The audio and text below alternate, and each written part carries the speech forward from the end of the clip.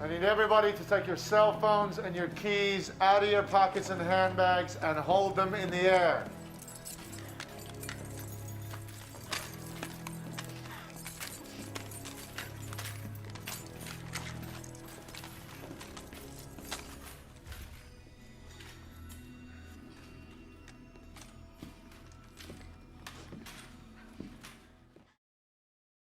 Laki-laki ini bernama Dalton Russell.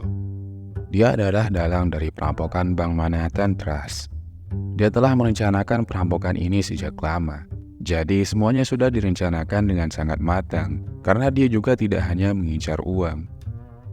Saat hari perampokan tiba, Dalton dan kawan-kawannya memasuki bank dengan menyamar sebagai tukang cat.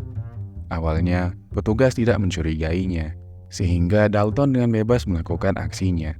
Untuk mengantisipasi keamanan, Dalton pun menembakkan gelombang inframerah melalui senter yang berhasil membuat 2 kamera CCTV mati saat itu juga. Dan karena aksinya ini, identitas Dalton bersama teman-temannya tidak akan terdeteksi oleh polisi. Setelah Dalton menyelesaikan tugasnya, dia disusul oleh 3 kawannya yang bersenjata. Dalam waktu singkat, mereka langsung mengendalikan semua orang yang ada di bank. Everybody get down on the fucking floor! Shot! 1, 2, Put your fucking hands down! get your face out of it. My friends and I are making a very... Setelah itu, Dalton pun menyuruh semua sandera untuk berkumpul di bagian tengah bank. Mereka diminta mengumpulkan semua ponsel supaya tidak bisa berkomunikasi dengan siapapun. Akan tetapi, ada satu orang yang menolak perintah itu. Dia adalah Peter Hammond, manajer bank tersebut. Peter berbohong kalau dia meninggalkan ponselnya di rumah. Namun, Dalton tidak percaya begitu saja. Dia lalu memeriksa beberapa ponsel yang sudah dikumpulkan, kemudian mengecek nomor kontak Peter. Setelah menemukannya, dia langsung menelpon nomor itu, hingga terdengarlah bunyi HP Peter dari ruangannya.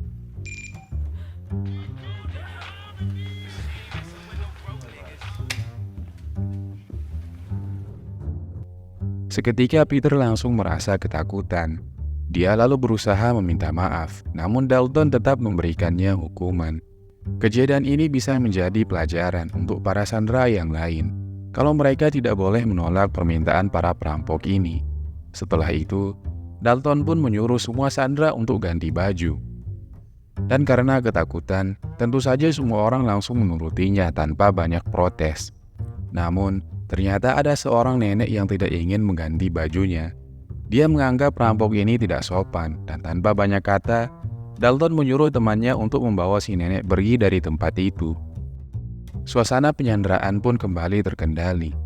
Dalton kemudian mengelompokkan mereka dalam beberapa ruangan dengan baju yang sama persis, sekaligus kain penutup wajah. Tujuannya agar orang-orang yang ada di sana tidak akan bisa mengenali wajah satu sama lain. Sementara itu, seorang polisi yang sedang berpatroli di luar melihat Bank Manhattan mengeluarkan asap. Dia dengan segera menyadari kalau ada yang tidak beres dengan bank ini, dan saat dia ingin memeriksanya, anak buah Dalton mengancam polisi itu untuk tidak mendekati bank, karena saat ini hidup para sandera berada di tangannya. Oleh karena itu, polisi ini pun segera menghubungi teman-temannya untuk mendapatkan bantuan. Laporan pun segera diterima di kantor pusat. Berhubung perampok bank tengah menyandera para korban, kepolisian pun mengirimkan kit detektif yang akan jadi juru bicara untuk menyelamatkan para sandera. Dalam waktu singkat, para polisi pun berkumpul di Bank Manhattan sesuai prosedur yang berlaku. Mereka segera memasang garis polisi dan memberikan batas supaya para warga tidak ikut mengganggu dalam proses penyelesaian kasus ini. Hernandez, I got a perp inside with a gun. He claims he's got some money. We gotta keep this secure. Let's go, set him up. Yeah, go. Sarge, I got Sergeant Collins over here. He called us in.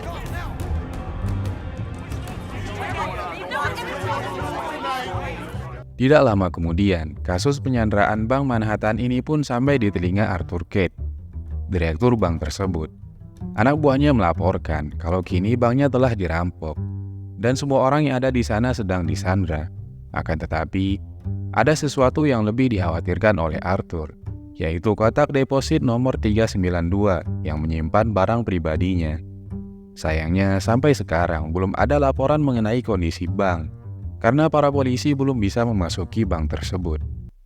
Karena merasa khawatir, akhirnya Arthur Kate menghubungi Madeleine White. Dia adalah orang yang bisa dipercaya untuk menyelamatkan barang-barang rahasia milik orang-orang penting. Di dalam perjanjian ini, Madeleine diminta untuk memastikan kotak deposit nomor 392 itu tidak dicuri oleh para perampok. Arthur juga berpesan kalau dia bisa membayar berapapun pada perampok itu, asalkan mereka tidak mengambil kotaknya. Madeleine pun penasaran dengan isinya. Tapi sesuai kontrak kerjanya, Arthur Kate tidak akan mengatakan apapun tentang kotak tersebut. Dia hanya mengatakan kalau benda itu adalah barang yang sangat penting. Sementara itu, di Bank Manhattan, akhirnya detektif Kate sampai di sana dan langsung bekerja sama dengan Kapten John. Kapten John kemudian melaporkan kalau dia telah memeriksa CCTV. Sayangnya mereka tidak bisa menemukan identitas para perampok karena rekamannya telah hilang. Para perampok jenius itu telah menyiapkan semuanya, sehingga mereka tidak akan bisa terlacak dengan mudah. Lalu John juga mengatakan kalau para sandera tidak bisa dihubungi, sehingga kemungkinan para perampok itu juga menyita ponsel mereka. Dan untuk selanjutnya, John masih mengerahkan seluruh anak buahnya dan bersiaga di area sekitar Bank Manhattan. Sementara itu, Dalton dan kawan-kawan mulai mencari berlian yang sudah mereka incar sejak lama. Namun, mereka justru menemukan sesuatu yang lebih menarik dibandingkan berlian itu. Setelah itu, Dalton mulai melepaskan sandera mereka satu persatu. Tapi sandera itu pun dilepaskan untuk menyampaikan pesan pada polisi kalau mereka membutuhkan makanan. Sementara itu, sebagai juru bicara, Kate berusaha mendekati para perampok. Dia ingin mengupayakan pembicaraan untuk bernegosiasi menyelamatkan para sandera. Namun, para perampok itu tidak mau bernegosiasi, sehingga mereka langsung menutup pintu. Akhirnya, polisi pun memutuskan untuk mengirim makanan. Namun diam-diam, mereka memasang penyadap suara agar bisa mendengar pembicaraan para penyandera di dalam bank. Beberapa saat kemudian, mereka berhasil mendengarnya. Saat itu, para polisi memastikan kalau para perampok tidak menggunakan logat Amerika. Awalnya mereka mengira kalau para perampok memakai bahasa Rusia. Tapi saat mendatangkan orang yang berbahasa Rusia, suara yang mereka dengarkan ternyata bukanlah bahasa Rusia. Setelah itu, polisi pun memanggil salah satu warga yang kemungkinan mengetahui bahasa yang mereka gunakan. Dan ternyata itu adalah bahasa Albania. Sayangnya warga itu juga tidak bisa berbahasa Albania, sehingga dia harus memanggil mantan istrinya untuk menerjemahkannya. Begitu wanita itu datang, ternyata suara itu bukan sesuatu yang sangat penting, karena dia hanya diperdengarkan setiap hari seperti kalimat doktrin wajib yang harus didengar oleh anak sekolah di Albania.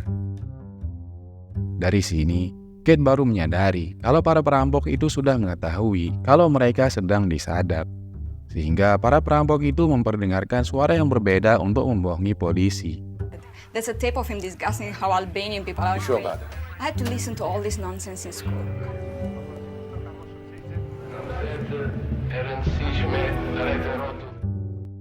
Tak lama kemudian, Madeleine datang ke Bank Manhattan sebagai negosiator tingkat tinggi. Dia mendapat jaminan keamanan dari wali kota. Dia pun menemui detektif Kate yang bertindak sebagai juru bicara kasus penyanderaan ini. Akan tetapi, Madeleine menjelaskan kalau dia tidak ada kaitannya dengan para sandera. Dia hanya ingin melakukan tugas dari Arthur Kate untuk sesuatu yang sangat penting. Selebihnya, dia tidak akan ikut campur, karena bukan bagian dari kontrak kerjanya. Awalnya, Kate tidak mengizinkan Madeleine masuk ke dalam bank karena terlalu bahaya. Namun, Madeleine berjanji kalau dia akan meminta wali kota untuk menaikkan pangkat Kate di kepolisian. Jadi, akhirnya Kate pun memberikan izin kepada Madeleine. Setelah itu, Kate menyuruh Madeleine untuk menunggu. Kemudian Kate melanjutkan negosiasinya dengan para perampok. Kali ini, Dalton meminta sebuah bus dan pesawat jet. Dia berjanji akan membebaskan para sandera jika polisi menuruti permintaannya. Namun tentu saja tidak semudah itu. Kate harus mengetahui motivasi para perampok ini, apalagi dia menyandera semua orang, sehingga ancamannya tidak boleh dianggap remeh. Namun, para perampok itu tidak ingin menjelaskan. Mereka justru mengajak bermain tebak-tebakan. Karena sebenarnya para perampok hanya sedang mengulur waktu hingga waktu makan malam pun telah tiba. Para perampok itu kembali menginginkan makanan. Akhirnya pada kesempatan ini, Kate mengizinkan Madeline untuk masuk ke dalam bank. Sebelumnya, Kate memberitahu para perampok bahwa ada orang lain yang ingin menyelamatkan asetnya. Setelah itu, Madeline menjelaskan kalau dia bukanlah pegawai bank dan juga bukan polisi. Dia hanya pihak luar yang ingin bekerja dan tidak ada urusannya dengan para sandera. Akhirnya para perampok itu pun mengizinkan Madeline untuk memasuki wilayahnya. Madeline pun kemudian dijaga dengan sangat ketat. Sebelum memasuki bank, dia diawasi oleh para polisi. Begitu masuk ke dalam gedung, dia terlebih dahulu harus dipastikan tidak membawa senjata apapun. Beberapa saat kemudian, Madeline berharap dengan Dalton. Dia pun dengan segera menyampaikan maksud kedatangannya, sekaligus menyampaikan pesan Arthur untuk mengamankan kotak deposit nomor 392. Madeline juga berjanji akan memberikan $2 juta seandainya perampok itu membebaskan para sandera. Begitu mendengar tawaran barusan, Dalton pun bertanya mengapa Arthur ingin melindungi kotak itu. Dan dari situ dia menyadari kalau Madeline sebenarnya tidak mengetahui apa yang harus dia ambil. If you give up now, I can ensure that you serve the minimum. I'm thinking when you get out, you'll have $2 million. Talk to me about these interests that you're in here to protect. Dalton kemudian bercerita kalau kesuksesan Arthur berawal dari kerjasamanya dengan Nazi. Dia mengorbankan keringat dan darah orang lain untuk memperkaya dirinya sendiri. Dan untuk itulah Arthur berusaha melindungi kotak deposit ini supaya rahasianya tetap terjaga. Setelah mendengar penjelasan Arthur, Madeline terkejut. Namun, setelah itu Dalton memberikan sebuah amplop yang merupakan salah satu isi dari kotak deposit itu. Dia berbohong kalau benda itulah yang ingin dijaga oleh Arthur Kate. Beberapa saat kemudian, Madeline keluar dari gedung dan langsung disambut oleh pasukan Kapten John. Namun, mereka menganggap para sandera ini adalah para perampok. Hingga Kapten John pun menyuruh pasukannya mundur. Don't shoot! Don't shoot! Ceasefire! Ceasefire! Ceasefire! Ceasefire! Sesaat kemudian, para polisi menyadari kalau para sandera ini memakai baju yang sama. Sehingga para polisi pun tidak bisa membedakan sandera dengan para perampok.